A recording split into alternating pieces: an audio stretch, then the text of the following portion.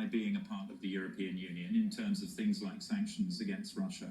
But I fear that perhaps my European colleagues, without our engagement, would not have been as robust as they have been, and may not be as robust in the future. And so what kind of world are we going to see out there?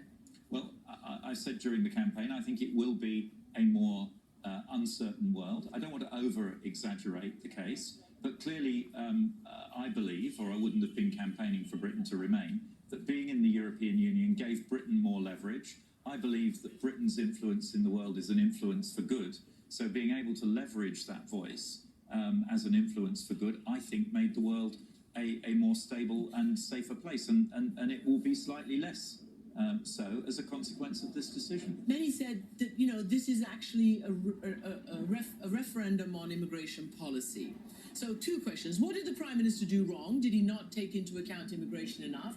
And B, what is going to happen to immigration policy now Britain is out of the EU? Well, precisely, we don't have any clear steer from the exit campaigners what they were expecting to happen. We heard a variety of different ideas, Australian points systems, but we know that Australia has twice as many immigrants per head of population that we do in the UK. So I don't think that is going to be the answer for Britain. But all of these things we will now have to work out over the coming weeks and months. In terms of the campaign itself, I think we set out things as we saw them, but there is a political reaction going on. I don't think it's confined to Britain. I don't think it's confined to Europe. Indeed, you've seen some of it in the United States, which is a reaction, if you like, to some of the changes that we're seeing as a result of globalization of the economy, and a lot of people who feel